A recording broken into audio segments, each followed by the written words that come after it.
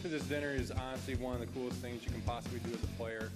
When you get to interact with all the different guys that are here across the table, MVP, Cy Youngs, different guys, history of the game. It connects the game from the old to the young in such a unique way. 2017 National League Rookie of the Year, my son, Cody Bellinger. I thank the writers, for this opportunity and everything you guys do in this Rookie of the Year award. I have like 30 minutes thinking about what I'm gonna say, but I already forgot everything. So I gotta start over. This was always something I figured I could do, but you don't consider yourself in the situation until you're actually here. My teammates, I think that, without them, their support day in and day out, sacrifice themselves, I don't think anybody earns an individual award. So, even though my name may go on this, I think a lot of it goes to them too. The best in baseball gathered last night in New York for the BBWAA Awards. We will share all the latest and give you some more sound from some of those guys who gave fantastic speeches. Hey everyone, welcome to 1225 Live. My name is Alexa Datt. We're also going to have Alyson Footer join us in just a little bit because both Giancarlo Stanton and Aaron Judge spoke last night, and we want to ask her if she feels like the expectations for the Yankees this season are maybe just a little bit high. Will they meet those expectations, though? She will answer that. Plus, we're going to talk about where she believes Darvish will play in 2018, and are the Brew Crew done bringing in players? All that and more today here on the show. So happy Monday. Thanks so much for being with us. We're going to welcome in Dani Wexelman, our social savant right now. Dani, happy Monday. I know you and I were at the BBWAA Awards Dinner last night and had a fantastic time. I haven't washed my hand yet, Dani. Can you guess why? I think I know. It's because you met one Max Scherzer. I did, and you helped me meet him, and you are my MVP of the morning, and I shook his hand, and I will not wash this for a week. So that's really gross. Nobody give me a high five. This is just for Max Scherzer's high fives. Okay, air fives. Keep it that way. He was a busy guy. He was a busy guy. Yeah, so not only did you get to shake his hand, but he also hung out with Corey Kluber in Central Park. Just two Cy Young Award winners playing catch in America's backyard. What do you think about this, Lex? Yeah, I thought this was pretty cool, and so jealous we didn't know about it beforehand because I would have loved to stumble upon this game of catch and maybe force my way in it just for fun. Could you imagine just running and you're a Nationals fan or an Indians fan or a baseball fan and being like, wait, is that, I don't know, and just being like, hey guys, what's up? Yeah, and then I take it way too far and get tackled by a security. So I'm actually kind of glad that I met him in a more proper setting. That was nice. That's true. And by the way, we were dressed very nicely. We were dressed very nicely. We cleaned up. Look at this, man. Like no one would guess, but here we are. That's us. I know. We weren't looking as good as the Scherzers. Erica and Max pulled off a very beautiful ensemble, but we tried our best, and I think we did a pretty good job. But it was pretty cool to see all these superstars up there. Dani, what was your favorite part of the night? Okay, I have a couple. Okay. So number one, you and I were talking about this. We were watching Aaron Boone and Aaron Judge just chatting, wishing that we could be a fly on their shoulder. I loved Giancarlo Stanton's story about Jose Fernandez and how they had talked about him hitting 60 home runs and going to the Yankees, and he basically fulfilled those things and has Fernandez with him. CeCe being best dressed in that green velour suit. Oh, I forgot about that. That was excellent. Yes, CeCe was the man of the hour last night, rocking it looked that like green. $1 million. Yes. I loved a couple of things, but the one thing that stood out to me was Sandy Alderson got up there and roasted Brian Cashman, which was pretty funny. It was almost like a roast rather than an awards dinner. True. That was cool. And then when Jose Altuve said, I want to thank my wife, my beautiful wife, she made me say beautiful. She wanted me to get that in there. I thought that was pretty funny. So hearing some humor kind of sprinkled in throughout the night, I think was my favorite part. Everyone did a great job. Really impressed. And we were just really lucky to be sitting very close. I couldn't smell their breath or really hear what they were saying. Not that I would want to smell their breath, but you know what I mean. Yeah, no, but I mean, we were close enough that we could observe without being too creepy, which was nice. By the way, if you weren't following us on Twitter last night and seeing all of our Instagram and Twitter photos, here is some of the sound and some of the sights from the event last night. Coming to this dinner is honestly one of the coolest things you can possibly do as a player. When you get to interact with all the different guys that are here across the table, MVP, Cy Youngs, different guys, history of the game. It connects the game from the old to the young and in such a unique way that it does not matter who you are, where you are, you cannot wait to get here. Not real good at this, but I've been asked to present the next award this evening to my son, which is kind of cool to say. Thank you. I'm not very good at this either. Mom and Dad are right here. Obviously, just can't thank you guys enough for all the sacrifice that you did when I was younger. Wouldn't be able to accept this award without you guys. So I just want to thank you again. Also thank my teammates. I think that, without them, their support day in and day out, sacrifice themselves, I don't think anybody earns an individual award. So, even though my name may go on this, I think a lot of it goes to them too. An award like this is never an individual award. It's always a group effort from the people that support us, day in and day out. That's why I just want to thank, my mom and dad who are in attendance, for all the love and support you've given me over the years. I can never repay you guys, from the baseball tournaments you've driven to, the times I've forgotten my cleats at home and having to drive back and get them. It's thank you. I've always been appreciative of the sport and all the guys that compete against me and with me, just watching their craft and seeing how baseball works in such a different dynamic, all different shapes, sizes. It doesn't matter. It fits. My dad's birthday today, and I want to thank him for telling me to come back the first time that I went to Astros tryout, and they sent me back home. And I was like, Dad, we can try another team. He was like, no, you got to be an Astro. So I need to thank him and for teach me and support me every time. Yeah, he was pretty impressive last night, too, and watching him up on that dais thing between Max Scherzer and Carlos Correa, he absolutely belonged and then some. His smile absolutely lit up the room, and it was amazing to hear his stories during his speech. So that's where we're going right now. We're going to talk about Jose Altuve. We've talked about how Pipeline has brought up all the 10 best prospects at each position. We're going to talk about the best player at each position. We've been doing that here on the show, and today we're talking about the best second baseman, and it goes to Jose Altuve. This guy is absolutely a lights-out, five-time All-Star, obviously a World Series winner, and he led the majors a career-high 346, batting average 204 hits, best in the National League. First player in MLB history to lead his league in hits in 4 straight seasons. Second Astro to win this MVP award, by the way, and pretty incredible. The list of accomplishments keep going on and on. He's stellar in the postseason against the Red Sox with that outstanding batting average. So you can't say enough about this guy, and then on top of it, for him to have this award-winning personality, and he's willing to help out in the community, and his story from coming from where he did and not making the team, his dad forcing him to go back and then making the team, pretty incredible. Absolutely. You and I agree on this. There's no question about it. And just to add on, because you have said it so well and basically, you put a light on him. And he's just 27 years old. He's so humble. You heard a little bit of his speech there, but he's basically, he said he's not the face of the Astros. He's a part of the whole, and he helped Houston recover after the hurricanes hit.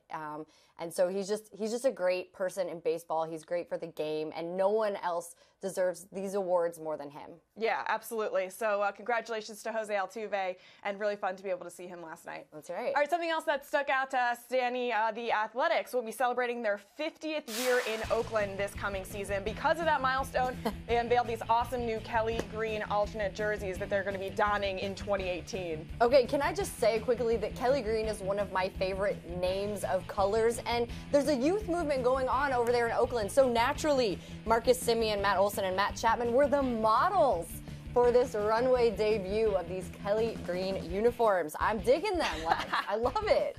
Look at that. Look at that. I mean, he is getting into it. He swipes his hand across the jersey. He goes ahead and gives a little sign. I mean, he's feeling it. He's feeling himself. I like these. They're beautiful. So A's fans everywhere can go ahead and go grab their jerseys, #rooted in Oakland, as we've seen all over the city. So pretty cool there. I'm pumped. I can't wait to see those. I might have to get myself one.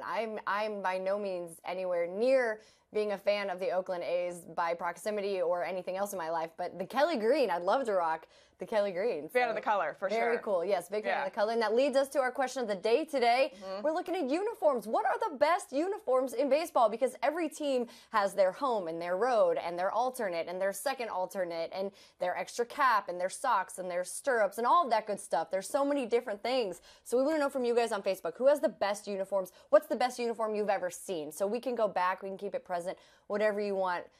So let us know on Facebook. We're going to read those at the end of the show. All right, sounds good, Dani. We'll check back in just a little bit as we welcome in Alyson Footer to the show right now. Alyson, we're talking about our favorite uniforms of all time. Give me your favorite baseball uniform. I think it's probably, to be honest with you, it's probably Astros right now because they brought back the colors that defined them in the 70s and 80s with the blue and the orange. And when they had their new uniform design in 2013, their batting practice uniforms were blue, but they had the rainbow stripes up the sides, which was so cool. So I like them because like there was nothing like uglier than what the Astros had in that whole rainbow thing going back 30, 40 years. But at the same time, it kind of is so like closely tied to them, and so to sort of have a version of that I think is really cool. I like any uniforms where they're traditional and the teams aren't trying to mix things up just for the sake of selling merchandise, quite frankly. So the more traditional you get, then the more that I like them. Yeah, that's funny. I'm the exact opposite. I'm like, bring on the teal border on the, burgundy colored lettering and all of that. I'm all for all of that. So funny that it kind of, spans all of the different interests. Alyson, we were talking about the New York chapter of the BBWAA Dinner awards last night that were held, and we were talking about Giancarlo Stanton and Aaron Judge, and the expectations for these two, and frankly, this entire team are so high this year. We've talked a little bit about this on the show, but I just wanted to ask you, based on what we heard last night and so many people talking about them, do you feel like the expectations are too high? I think they're a little high. I mean, because they're supposed to each hit like 60 home runs and just break every record imaginable and like hit their way and just like hit their way into the division series and carry the entire team on their shoulders. So the narrative has been written. And it's always going to come down to pitching. But I do think that they're both going to perform very well at Yankee Stadium together, hitting right next to each other. But, I don't like to say that like I'm a pessimist, but I'm a realist. And I'm also, I guess, a little bit of a devil's advocate. And I'm just like, let's let it play out because there's all kinds of things that happen over a 162-game season. I can't imagine any scenario where Giancarlo Stanton doesn't have a ton of success as a Yankee at Yankee Stadium on the road. I think they have a fantastic team, so I don't think there's going to be any issues there. But at the same time, injuries are always, that there's always a possibility. And so I think that we just need to, it's like 3 months of the season, if it's all going the way it's planned, then I'll back off from just being a little precautious at this point for us not to get too terribly excited. Plus, they have a couple things to figure out before opening day, like who's going to be their opening day third baseman, and are they going to add another starter to that rotation. So even though it seems like they have everything figured out, they still have a couple more steps to take. All right, let's stay in the AL East. The Orioles are moving Manny Machado back to his desired position, shortstop. What are your thoughts on this move and how you believe this will play out? Yeah, so I guess he's going back to the position that he loves, that he started at, that he wanted, that he's always wanted to play. When J.J. Hardy was, of course, playing that position, then Machado graciously moved. Now it appears that he's going to have a chance to play shortstop. He's going into his free agent, his walk year, and he's going to want to, if he wants to be a shortstop when he signs as a free agent, of course. The Orioles, maybe they're trying to make him happy. I would imagine that Machado has probably not been ecstatic with all of the trade rumors that have been going on this offseason. I did notice that he was not at their fan fest. I don't know why that is. But maybe everybody's trying to make this last season a happy one, and maybe the Orioles do have visions of him staying an Oriole. I don't know, but Machado, I would imagine, is probably in for a big year because you do have players tend to perform a little better when they're in their free agent year, and I think that it's a pride. The shortstop is a pride position, and so I'm sure that he's got a lot of pride, obviously, and he wants to move back there to show everyone that yes, that is actually the position that he's meant to play. Yeah, Tim Beckham's going to slide over to third, which is going to be interesting because he also wants to play shortstop, but he's going to acquiesce to Machado. Do you think that there's a chance that if for some reason this doesn't work in the first couple months of the season, that they move him back?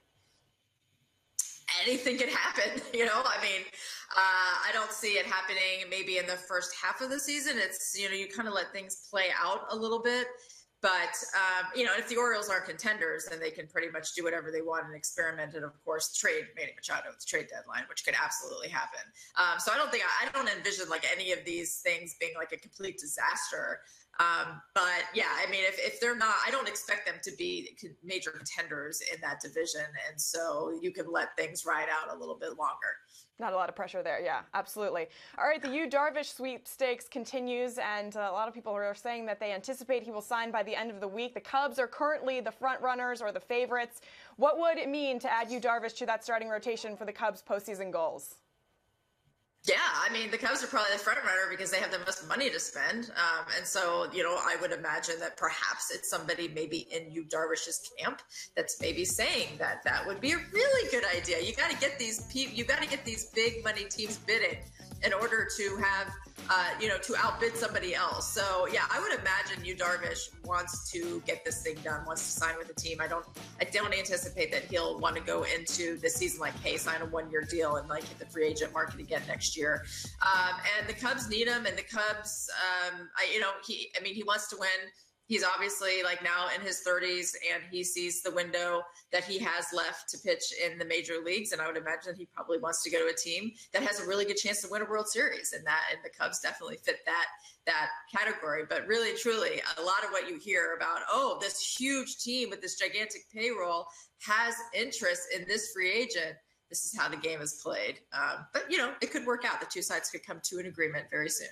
Yeah, sure. He's been linked to a bunch of other teams, too. The Dodgers, the Twins, the Rangers, the Brewers. Speaking of the Brewers, they were definitely the winners of the offseason last week, bringing in Lorenzo Cain and Christian Yelich. What do they have left to do now? They need to figure out what their rotation is going to be. So, yeah, I thought about you actually when Yelich got traded there, because I remember telling you that in 3 years we might be thinking that Christian Yelich is a little bit more valuable to his team than Giancarlo Stanton. So I did say 3 years, so let's give that some time there. But the Brewers know that they are not done and that they need to figure out the pitching, because no matter how great of a lineup you put out there, and it's still to be determined how great this lineup is. I mean, I think we need to keep things in check a little bit, but they have Chase Anderson and Zach Davies, Julie Chastain. Anytime you're talking about him as like your number 3, there's clearly more work to be done. Alexa, they're not done yet. Jimmy Nelson still has some rehabbing to do. He's not going to start the season on time. So, hey, wouldn't Darvish look good in a Brewers uniform? That's what I am personally rooting for. But, they might choose to maybe look at a Lance Lynn, like you see Jake Arrieta there. I don't know. I really don't know what the going rate is for these guys. I do know that it's the amount of years that is also a factor in addition to the amount of dollars. And they have Yelich and Cain that are now locked up for 4 or 5 years. And so maybe they want a starting pitcher to go along with that to have that core. But I don't know how much they're going to want to stretch their payroll. But yes, they cannot go into, in my opinion, the season with the starting rotation they have now and really realistically think that they're going to be able to hang in there first week in August, second week in August, when these arms, the cream rises to the top. They need a 180 inning guy somewhere there at the top of the order. So they need to spend some money. All right. Sounds good. Mickey Callaway was also at the awards dinner last night. And the latest from the Mets is that they're going to go by a closer by committee for this team. Do you feel like this is going to work out in Queens, or do you feel like they should name a full-time closer to start the season and not worry about it going into spring training? Yeah, maybe not worry about it going into spring training, because that's something you don't have to name a closer going into spring training. You have to go into the regular season having an idea of not only having an idea of who you want your closer to be, but telling that guy that's what his role is. And that is a big factor here. So are the Mets going to be contenders? I have no idea. I giggle a little bit when we talk about it, because I'm a little bit of a skeptic. So how much do you need a closer on a team that is not going to have many games to save? But they have a mix of guys who have closing experience and can do the job. And maybe that'll be like a feeling out period for Mickey as spring training goes along, and just to see kind of how, matchups do have a lot to do with it these days, and you can do that a little bit. But in all the years that we are always talking, like, do you really need to name a closer? Can you do a closer by committee? It sounds good, and it doesn't work. And mainly that's because it doesn't work for the actual pitchers. They need to know their role. I've never really understood why that's so important, but they need to, of course, I'm not a major league pitcher, so I defer to them. They need to know going into the game, where they're going to fit into this whole scenario. And so naming somebody is often the better thing to do. Right. Well, I could understand their side just because, they are creatures of habit, as we know. And so it makes sense that when you get to the ballpark that day, you know what your role is. You know what you're going to be asked, what's going to be asked of you, rather than having to guess or having it just be, left up to whatever the game situation is. But, then there's the flip side of it, which is, well, you're on this team to be put in when the game situation determines that you belong in that spot. So it's one of those different and interesting situations. So we'll see how it plays out. Yeah, no, I mean, the years that I was covering the Astros, and, when things started going downhill a little bit, when the decline started, 06, 07, 08, and you heard guys mumbling and grumbling, well, I don't know what my role is. And, of course, it's always the guy that's kind of being phased out from the role that he had as a starter. Your role, in my opinion, as a relief pitcher is to come in and throw strikes and get outs when called upon, and your role as a hitter, whether it's in a pinch-hitting role or whatever, or starting every 4 days, is to, be productive at the plate and play good defense. That's not always how it works with these guys. And I get it. I mean, I get it for bullpen guys more than anything. I mean, I really do understand that from a mental standpoint, when you're sitting there for the first 2+ hours of the game, and you haven't even, started moving a little bit yet, you need to start playing the scenarios in your mind and sort of thinking, that's what the bullpen is there, coach is there for, to tell you, like, while you're warming up, here's who you might be facing and blah, blah, blah. I get that. And that's probably why closer by committee has never worked. I mean, really, with contending teams, every contending team, it's like everyone has an established closer. Every playoff team, I should say, has an established closer. There has to be a tie there, right? Yeah, absolutely. So we'll see. Good luck in Queens there, Mets. MLBpipeline.com reordered their top prospect list this weekend. Shohei Ohtani at the top of that list. What earns him this top honor? What separates him from the rest of these guys? Hype and hype. So the fact that everyone is assuming that he can definitely pitch at this level and might even be able to hit a little bit at this level, but certainly, I mean, what we've seen from what his arm has produced, in the Japanese league is unquestionable. Now, unquestioned, I should say. So will that translate to the big leagues? We'll see, but it's hype. I mean, this is the next big thing. This is the real deal. There's no reason to think that he's not going to be able to succeed in the major leagues. And you're a prospect when you don't have a lot of major league experience. So there you go. He fits right in there. There's nobody who is expected to perform better in terms of prospects than Ohtani. So, I fully expect for him to deliver. I don't know that it will be to the exact same success as he has already had. Of course, we know these are Major League Baseball is different from anything else in this world. That's why it's going to be fascinating to watch. But it's hype. That is why he is the #1 prospect in baseball. It can't go any other way. Yeah, pretty interesting that a guy who a lot of people have never even seen pitch or hit is the top prospect in their mind. But yeah, like I said, it's hype, and hopefully he lives up to it. Let's talk about Ronald Acuna for all my Braves fans out there. He comes in at #2 on this list. We have seen him play MVP of the Arizona Fall League. That Braves system is pretty stacked right now, and I know Braves fans are sitting around waiting. When do you believe that they will actually start to contend? It's hard to say. I mean, they're supposed to be kind of there. Very soon.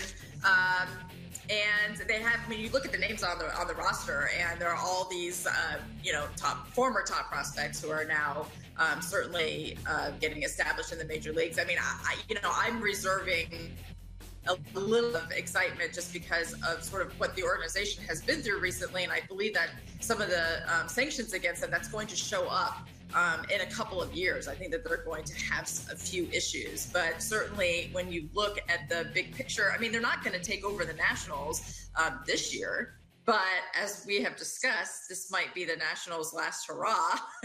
Sorry, Alexa. And so certainly, the Braves could start making some noise in 2019, and it wouldn't surprise me at all. I mean, they've been doing it right. We know that they know how to develop talent and how to build a system from building it from within in your own farm system. So that's something that the Braves have always been very good at. It doesn't matter that their general manager has changed. I mean, that doesn't make any difference. That's not going to make the team worse because Capalella isn't there anymore. So I think that the Braves are on the right track. I just don't think it's necessarily going to happen maybe this year, but they're going to be a lot better. But I think next year that division is going to be a little bit more open for the taking. Yeah, I have a lot of faith in this Braves team in the future. The one thing I don't have a lot of faith in, though, is their choice in mascot. Did you see their new mascot this weekend? Who's like kind of a take off the Philly Fanatic, but he's like a flesh color, and his name's Blooper. Ooh. So Blooper. So Blooper can be taken either a couple of different ways, right? Like a bloop hit or like a mistake. Right. Well, it's mainly a mistake. That's how we know them. The blooper reel is all the mistakes put together. Right. Yeah. Was he not wearing pants? Is this another Clark the Cub problem here? Is he also underdressed? Definitely not wearing pants. Definitely not wearing anything below the waist. So yeah, I was a little concerned there for all our children underage. Who? I mean, really, because like the Braves ballpark is pretty mainstream. I mean, at Wrigley Field, like that, you're kind of used to that, right? You're just used to seeing, without pants. But really, in Atlanta, it's a little bit more refined there. So I don't know. Yeah, he's kind of goofy looking. I mean, I don't know if you could constitute this new mask Blooper as cute. What are the things that are serving his ears? Maybe it just needs some tweaking, just a little tweaking. Yeah. So let's give him some time. Maybe some color. That's all I'm really asking for. The flesh color threw me off just a little bit. Beige mascots usually don't really resonate with the kids. Not so much. Beige. Not so much. No. All right, we got one fan question for you, Alyson, before we let you go, from Robert. Where will JD Martinez end up now that Lorenzo Cain is off the market? I don't know. Boston? Hey, let's bring that back. Let's put him in Boston. I don't know. I'm not sure if I feel sorry for anybody, but this whole thing has gotten a little bit ridiculous. And I mean, I guess, with JD Martinez, just resigning yourself to being a designated hitter when you really don't want to just be a DH has to be a bit of an issue, right? And honestly, could the Diamondbacks come and sweep in and just re-sign him? I mean, I don't know. I still feel like it's going to be the Red Sox, but like we talked about last time, you can't really get a 6th year out of a team if nobody's offering it. And so I don't know if he's gotten any better offers, and maybe JD is the guy that we're going to see that signs the 1-year deal and then re-enters free agency, even though I wouldn't recommend that given what's coming up in a year with some of these other guys are going to be free agents. But I guess I have to sit here and just say the Red Sox I don't have a better answer, and I wish I could come up with one. Yeah, that's kind of where we all are right now. It's just kind of stagnant, not much going on, but we're trying to make stuff happen, right? That's what we do here, Alyson. Yeah, I mean, you can start rumors, right? Because we don't really need to be accurate about anything. We can just throw things out there. I mean, who's going to hold us accountable for that? That's what we do on the show. That's like what the entire show is. All right, Alyson. Hey, you and Dani looked amazing at the dinner. Oh, totally. Thank you. Way to rep MLB.com. Yeah, you guys you looked awesome for the pictures I saw. She was a great date. We had a lot of fun. Alyson, thanks for joining us. I appreciate it. Hopefully we get something cracking here soon so we can actually talk about something instead of just keep throwing out these predictions. But we will wait. That's what we do. Sounds good. Thanks, Alexa. Thanks. All right, remember to get your question of the day answer in. We've been asking everyone what their favorite baseball jersey is in baseball. If you want to go with something that's a throwback, that's totally fine. And we're going to share our answers with you a little bit later on here on the show. All right, Dani, we bring you back in here because it's time for Matchup Monday. We got a bunch of players and then a fan who did some cool things over the weekend. So we're matching up what Ender Inciarte, Aaron Judge, Vladimir Guerrero, and Brett Phillips did this weekend. That's a good bunch, and I have a feeling they did some really cool things. All right, let's start with Ender Inciarte. This weekend, he helped the Braves unveil what you and Alyson just discussed was their new mascot. Welcome to the family, Blooper. Pantsless Blooper. Yeah, I'm there he is. I like this part of it. This was creative, right? It was kind of a science experiment. Yes. Maybe gone a little awry, but I think it was super fun for the kids to all see, and for the streamers there and all that kind of stuff. But it's a clever play on words, listen, because if they want it to be like Philly Fanatic, that they are going to have a quote-unquote blooper reel, so it makes sense in that way. All right, Aaron Judge also had a busy weekend. He was at the awards dinner Sunday. He also saw Hamilton, and he got to meet the actor Javon McFerrin after the show. If you have not gone to see Hamilton and you have the ability to go see it, go see it. It's one of the best plays I've ever seen in my entire life. So I had a pretty good weekend. Fantastic musical, I have to say. All right, next up, Vladimir Guerrero had a big week, and that's an understatement. After learning about his election to the Hall, he returned home to his native Dominican Republic to a hero's welcome. It didn't take long for the dancing to begin. As you can see here, these incredible outfits. Basically what's going on here is they're dancing to the merengue and to their native and the rhythm of the music. So congrats to Vladimir Guerrero and a hero's welcome home for him. Pretty cool, yeah. And for everyone there in the DR, this is a very special induction. Final matchup, Brewers, Brett Phillips bought some Girl Scout cookies. Let's see how it all got started, though. Take a look at this video from a young Brewers fan named Claire.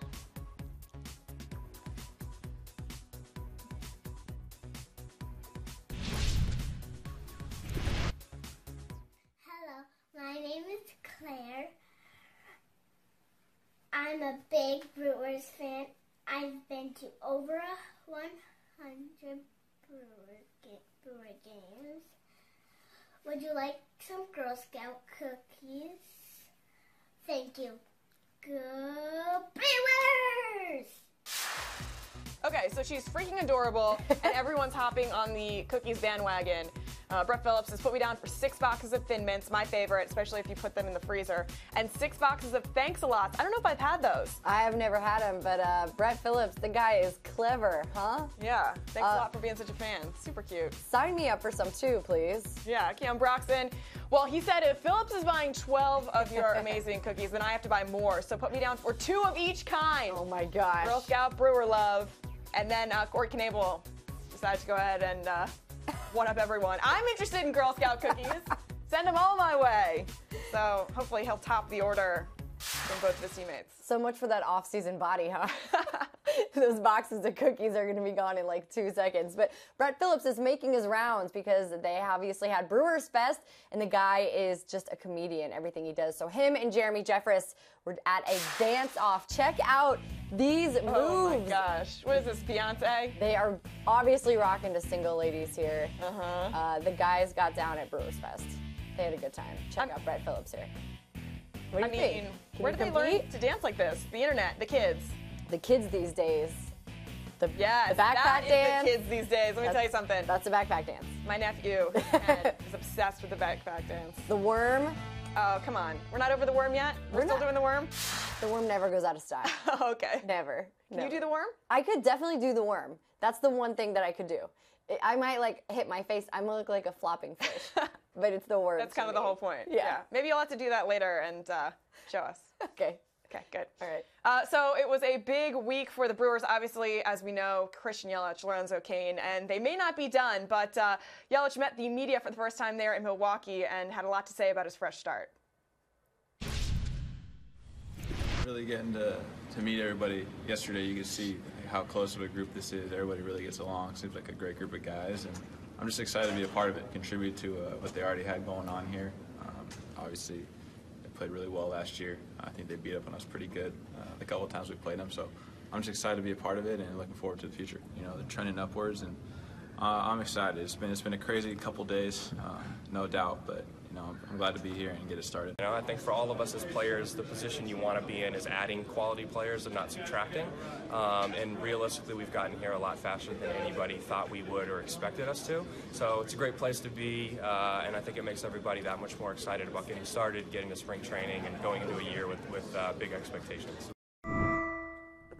Yeah, we're talking about Ryan Braun potentially switching positions for the season, doing whatever he needs to do in order to make that team successful. So, yeah, they're all in, that's for sure, and Brewers fans should be very excited. It is, and the NL Central should be excited that they're going to have some hot competition. Yeah, absolutely. All right, circling back to a story from last week, Dani, it's our final story of today. There's a certain Mets fan who could not wait for prom season to roll around this May, huh? That's right. Callie is her name, and she was challenged by the Mets to get 500,000 retweets, and if she did so, she would get prom pictures taken at Citi Field.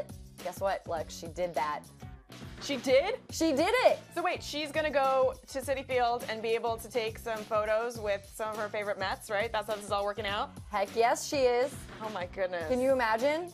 getting to do this. But like, she's gonna have the best date ever too, right? Wait, so who's her date? Does she have a date? Is she, did she decide to go with, I guess, like collectively the Mets as a bunch of guys come in and take photos with her, or what? Man, I think that she gets to decide whatever she wants because, listen, not to say anything about how many followers she may or may not have before this all started, but to get 500,000 retweets about something is incredible in itself. So whatever Callie wants, Callie gets, in my opinion. That's a good point. We're actually going to run the show on Wednesday, Dani, so we can ask her all of these questions. She's a rock star. Yeah, and if you have any questions for Callie, send them in, and we'll ask her on the show. Yes. By the way, she might also be excited about hanging out with the Mets. But the Mets right now, specifically one Met, Wilmer Flores, is excited about mimicking Salt Bae. Juan Lagares posted this. Are you impressed? On his Insta story. Yes. I'm so impressed. Sign me up. But, like, it doesn't hit his elbow like it does Salt Bae. So this is a more sanitary way of sprinkling salt. More appetizing. How about that? Yeah. I love it. All right, question of the day, Dani. We asked people what their favorite baseball uniforms were of all time. That's right. What did we get? Some good responses? We did. We got some really good ones. Okay, so let's start with you, our friends on Facebook. Okay, we pulled up some of these photos so we could put pictures to what you guys said. So let's start with Rowan. The Chicago Cubs have the best jerseys in baseball. Lex, what do you think? I do like their jerseys. They're not my favorite, but they're classic. And, with the big C there, the logo, they're fun, but they're not my favorite. Okay, how about Marco, who said, pinstripes, baby, iconic. Super iconic, and yes, one of the best uniforms because they're historic and iconic, and so many amazing players have played in the pinstripes. And they're slimming. But how about those other pinstripes? Fonzie, our friend Fonzie, said the Mets, of course, old school and new school, and Noah Syndergaard makes pinstripes look good, I will say. Orange and blue are two of my favorite colors, so I will say that those uniforms are pretty nice. I like it. All right, Lex, you are up. Who you got? Yeah, so when the Diamondbacks first came to be, they were rocking teal and purple, and I was in 8th grade, and these were my two favorite colors. So this is one of my favorite uniforms of all time. This is one of their like alternate jerseys right now, and it's their OG. So seeing some of those guys wear those uniforms kind of throws it back to me being in 8th grade, so I love them. I'm also a huge fan of that. I'm going with the Astros back in the 70s and 80s with the rainbow uniforms that they rocked. And actually, the story just came out about how these uniforms came to be, and if you haven't read into that, you have to, because it's so interesting how the design came about and why, and there were no rhyme or reason for a lot of the reasons how they came up with the uniforms, but I think they're amazing. So yeah, I love that. Pretty cool. A couple other people. Kay, best jerseys would have to be the Astros alternate. She agrees with me with the star. Yeah. Carter, come on, Cardinals classic birds on the bat is the best in baseball.